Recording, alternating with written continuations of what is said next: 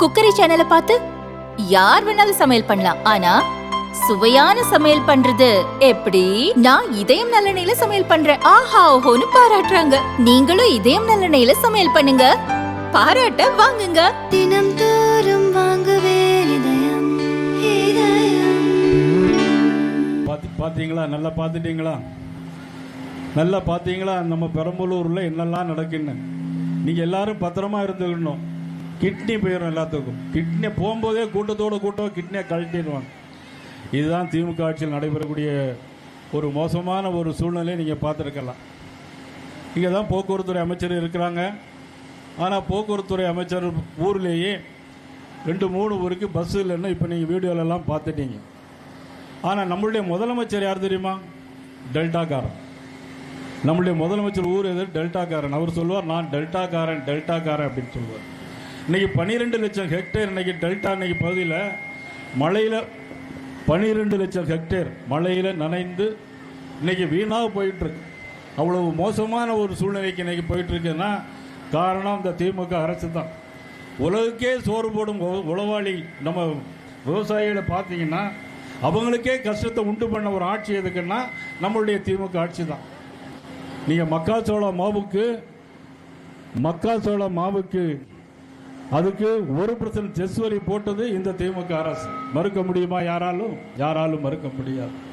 அது மட்டுமல்ல, இன்னைக்கு நமது வெண்பாவூர் கிராமத்தில் காட்டு பண்ணைகளால் இன்னைக்கு நிறைய பிரச்சனை நடக்குது. விவசாயிகள் போக முடியல. அங்கே மின்சார வேலி போட்டதுனால 2 விவசாயி அங்கே உயிரோடு இறந்து செத்து போயிட்டாங்க. இதுக்கெல்லாம் இந்த அரசு தான் காரணம்.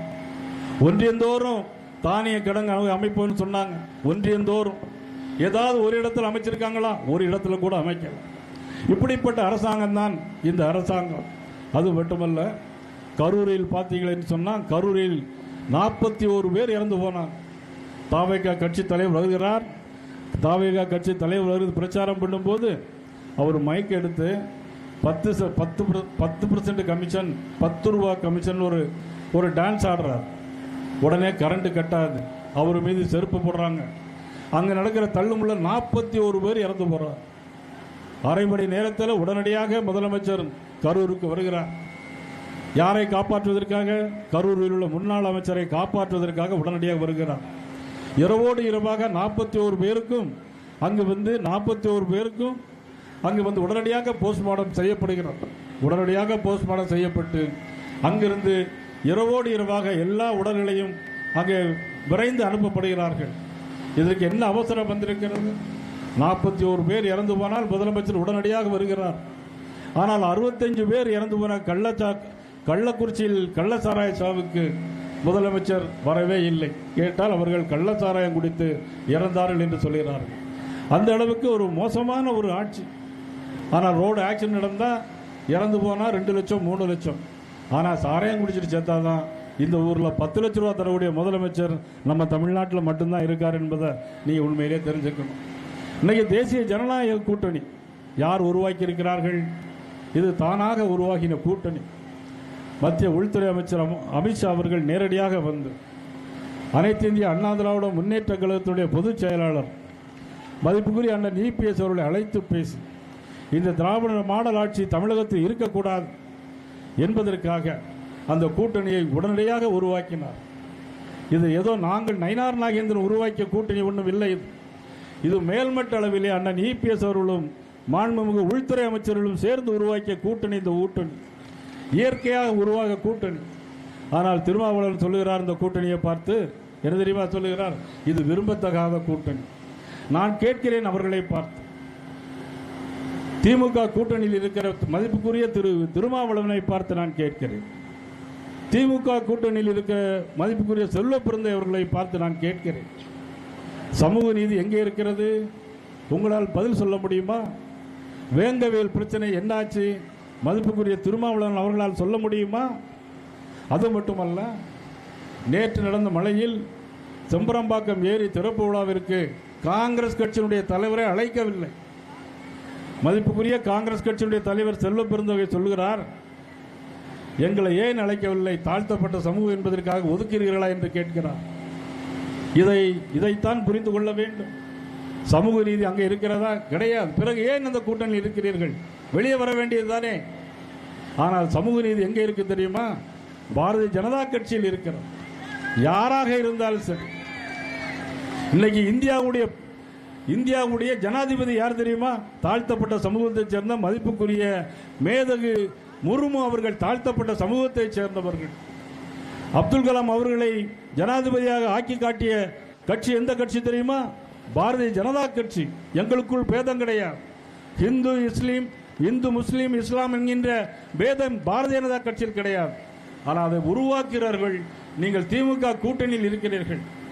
தேசிய ஜனநாயக கூட்டணி இன்றைக்கு வெற்றி பெறக்கூடிய கூட்டணியாக அமைந்திருக்கிறது. நான் கேட்கிறேன், கூட்டணியை பற்றி உங்களுக்கு என்ன கவலை? இன்றைக்கு சமூகத்தில் பார்த்து கொண்டால் இன்னைக்கு யாரும் ரோட்டிலே நடக்க முடியவில்லை. 10 வயது குழந்தை முதல் 70 வயது பெண்கள் வரையிலும் இன்னைக்கு பாலியல் வன்கொடுமைகள் நடக்கிறதா இல்லையா? பாலியல் வன்கொடுமைகள் நடக்கிறதா இல்லையா? இந்த ஆட்சியில் லாக்அப் மரணங்கள் எத்தனை? சிவகங்கையிலே லாக்அப் மரணங்கள். ஒரு ஏடி டிஜிபிக்காக ஒரு மரணமே நடந்திருக்கிறது. 24 மரணங்கள் நடந்திருக்கிறது.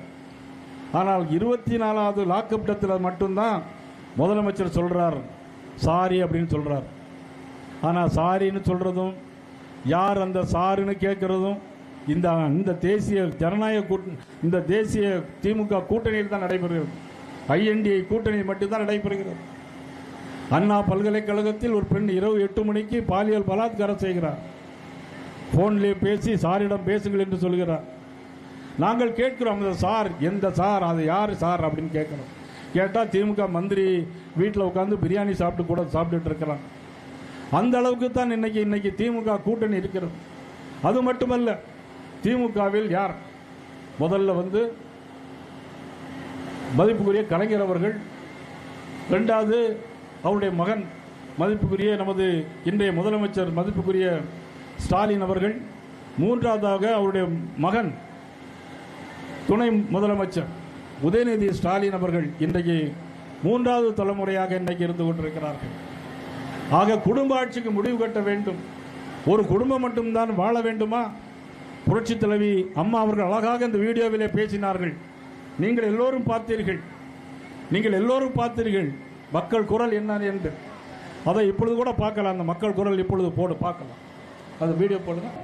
இந்த ஆட்சி என்னைக்கு ஒளியணும்னு தான் மக்களே பார்த்துட்டு இருக்கிறாங்க. அந்த அளவுக்கு மோசமான ஆட்சி. சரி, அவங்க சொன்ன வாக்குறுதிகளை எந்த வாக்குறுதியாவது செய்து கொடுத்தாங்களா? அதான் ஆட்சிக்கு வந்த உடனேயே எல்லா குடும்ப பெண்களுக்கும் 1000 ரூபாய் தருவோம்னு சொன்னாங்க. முதல்ல வந்த உடனே கொடுத்தாங்களா? 2 வருஷமா கொடுக்கவே இல்லை. பாராளுமன்ற எலெக்ஷன் வர வரைக்கும் அவங்க கொடுக்கவே இல்லை. ஆனால் பார்லிமெண்ட்ல ஜெயிக்கணும் அப்படிங்கிறதுக்காக என்ன பண்ணாங்கன்னா, அப்போ குறிப்பிட்ட தகுதியுடைய பெண்களுக்கு, குடும்ப பெண்களுக்கு மட்டும்தான் கொடுப்பேன்னு சொன்னாங்க. குடும்ப பெண்கள்னா திமுகவுடைய அர்த்தத்தில் என்னங்கிறது தெரியல நமக்கு. ஆனால் ஏன்னா பெண்களை கேவலமாக பேசக்கூடிய ஒரு முன்னாள் அமைச்சர் இருக்காருன்னா இந்த பெரம்பலூர் மாவட்டத்தில் உள்ளவர் தான். ராசா இந்த மாவட்டத்தில் உள்ளதான் பெண்களை கேவலமாக பேசக்கூடியவர் இதே மாவட்டத்தில் இருந்தார். அதனால தான் இங்கே போட்டி போட முடியாமல் நீலகிரிக்கு இங்கிருந்து விரட்டிட்டீங்க அவங்கள. இன்னொரு அமைச்சர் பட்டம் நேரமாக போட்டால் இப்படி, நீளமாக போட்டால் இப்படிங்கிற மாதிரி பெண்களை அசிங்கமாக பேசின ஒரு ஆட்சி. அதை கண்டிக்காத முதலமைச்சர், அதாவது ஒருத்தர் பேசினா கூட நான் சொல்லலாம், அதை கண்டிக்காத முதலமைச்சர் யாருன்னா நமது தமிழக முதலமைச்சர் மதிப்புக்குரிய ஸ்டாலின் அவர்கள். இதைத்தான் மக்கள் இன்னைக்கு கேட்டுக்கொண்டிருக்கிறார்கள். ஆனால் 2 தினங்களுக்கு முன்பாக துணை முதலமைச்சர் உதயநிதி ஸ்டாலின் அவர்கள் என்ன சொல்லியிருக்காருன்னா, விடுபட்ட பெண்களுக்கு நாங்கள் தருகிறோம் என்று சொல்கிறார்கள். முதல்ல அனைத்து பெண்களுக்கும் தருவோம்னு சொன்னார். ஆனால் பாராளுமன்ற தேர்தல் வந்த பிறகு தகுதியுடைய பெண்களுக்கு மட்டும் கொடுப்போம்னு சொன்னார். ஆனால் இன்னைக்கு துணை முதலமைச்சர் சொல்கிறார், நாங்கள் விடுபட்ட பெண்களுக்கு கொடுப்போம் என்று சொன்னார். இதை உண்மையிலேயே இந்த ஆட்சி தேர்தல் வாக்குறுதிகளை சொல்லி ஆட்சிக்கு வரக்கூடிய குடும்ப ஆட்சிக்கு நாம் முடிவு கட்ட வேண்டும் என்பதுதான் எங்களுடைய பயணத்தின் நோக்கமாக அமைக்கிறது. அந்த பயணத்தில் தான் இன்றைக்கு அனைத்து இந்திய அண்ணா திராவிட முன்னேற்ற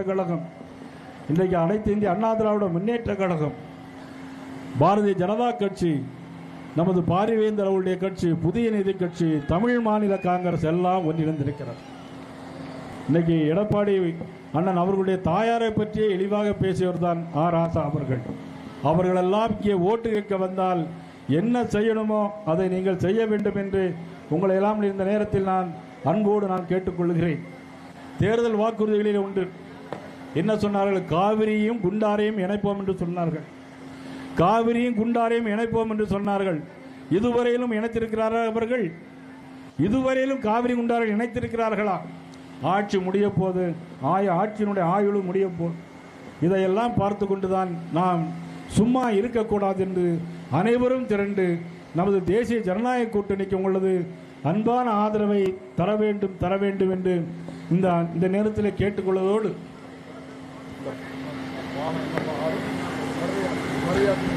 மருதையாற்றின் குறுக்கே பாலம் அமைப்போன்னு சொன்னாங்க. இதுவரைக்கும் செஞ்சாங்களா?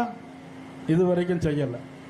மருதையாற்றின் குறுக்கே அங்கே மருதையாற்றில் ஏற்கனவே சாக்கடையெல்லாம் கழிவு நீர் போயிட்டே இருக்கு. அதையாவது சுத்தப்படுத்தணும்னு சொன்னாங்க. இதுவரைக்கும் செஞ்சாங்களா? இதுவரைக்கும் செய்யலை.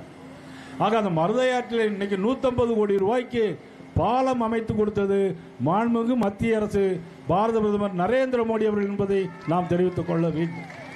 இந்த பகுதியிலே 3500 கோடி ரூபாய்க்கு, இந்த பகுதியிலே 3500 கோடி ரூபாய்க்கு சாலைகள் இன்னைக்கு பெரம்பலூரிலிருந்து அரியலூர், பெரம்பலூரிலிருந்து சென்னை, பெரம்பலூரிலிருந்து திருச்சி, திருச்சியிலிருந்து கும்பகோணம், இந்த சாலைகள் எல்லாம் இன்னைக்கு 3500 கோடி ரூபாய்.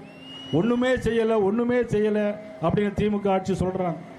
ஆனா இன்றைக்கு இவருடைய கூட்டணியில் இருக்கக்கூடிய கம்யூனிஸ்ட் கட்சி, கேரள மாநிலத்திலே இருக்கக்கூடிய கட்சி, அங்க கூட்டணி கட்சி, இடதுசாரி கட்சி கூட்டணி, பினராயி விஜயன் என்ன தெரியுமா சொல்லுகிறார்? அவர் எதிர்ப்பாக இருந்தால் கூட அந்த நாட்டு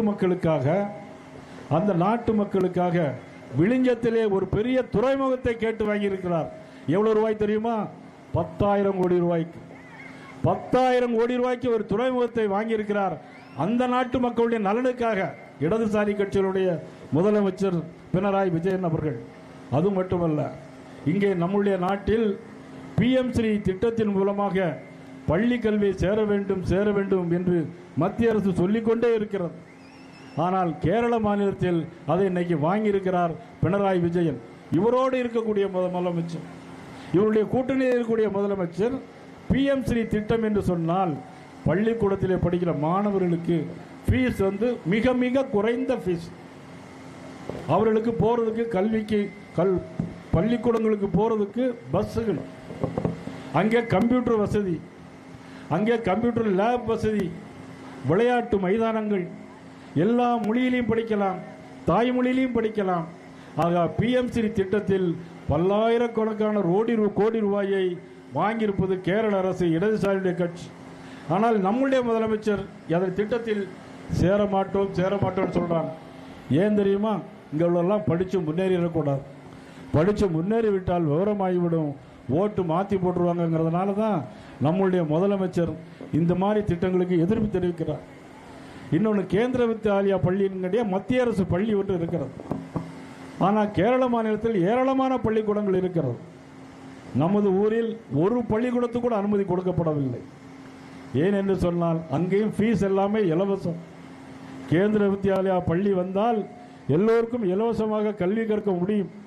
இதையெல்லாம் சொல்லி இன்றைக்கு மக்களை ஏமாற்றி கொண்டிருக்கிற முதலமைச்சர், நமது மதிப்புக்குரிய ஸ்டாலின் முதலமைச்சர் அவர்களை வீட்டுக்கு அனுப்ப வேண்டுமா வேண்டாமா?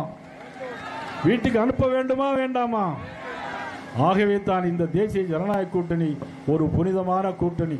தமிழ் மண்ணுக்காக, தமிழ் மக்களுக்காக வாழ்கின்ற இந்த கூட்டணி நீங்கள் ஆதரிக்க வேண்டும். தமிழை பற்றி பேசுகிறார்கள். ஆனால் நமது பாரத பிரதமர் நரேந்திர மோடி அவர்கள் காசியிலே தமிழ் சங்கம் நடத்தி காட்டியவர், குஜராத்திலே தமிழ் சங்கம் நடத்தி காட்டியவர் நமது பாரத பிரதமர் நரேந்திர மோடி அவர்கள். இப்பொழுது கூட எல்லோரும் விண்ணப்பிக்கலாம், எல்லாருக்கும் ட்ரெயின் ஃப்ரீ, பஸ் ஃப்ரீ.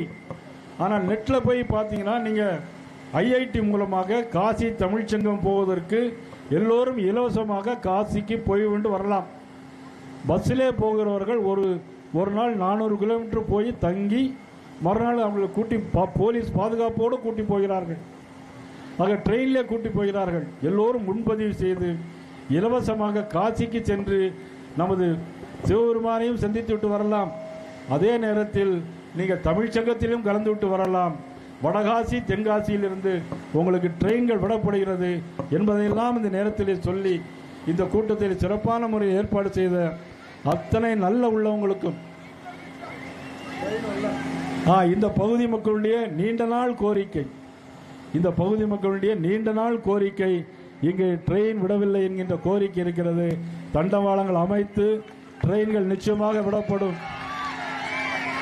தேசிய ஜனநாயக கூட்டணி ஆட்சி வருகின்ற பொழுது ஏப்ரல் மாதம் 10ஆம் தேதிக்கு அப்புறம் தேர்தல், மே மாதம் 20ஆம் தேதிக்கு மேல் ஆட்சி மாற்றம் உறுதி, புதிய ஆட்சி அமைவது உறுதி, அண்ணன் இபிஎஸ் அவருடைய தலைமையிலே ஆட்சி அமைவது உறுதி, தேசிய ஜனநாயக கட்சி ஆட்சி அமைவது உறுதி.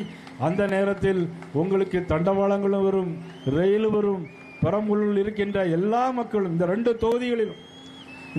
தொகுதிகளில் இருக்க மக்கள் தேசிய ஜனநாயக கூட்டணியை வெற்றி பெற செய்ய வேண்டும். இது அற்புதமான கூட்டணி, ஆனந்தமான கூட்டணி. அது மட்டுமல்ல, புரட்சித் தலைவர் எம்ஜிஆர் உருவாக்கிய அற்புதமான இயக்கம் அனைத்து இந்திய அண்ணா திராவிட முன்னேற்ற கழகம். ஒழுக்கமான கட்சி எதெல்லாம் பாரதிய ஜனதா கட்சி, அனைத்து இந்திய அண்ணா திராவிட முன்னேற்ற கழகம்.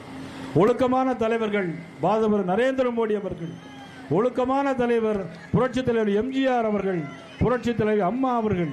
அவருடைய வழியிலே தான் இந்த ஆட்சி தொடர வேண்டும். அதற்காக நாம் அனைவரும் ஒன்றுபட்டு பாடுபட வேண்டும். ஒன்று கூடுவோம், வெல்வோம். நன்றி, வணக்கம்.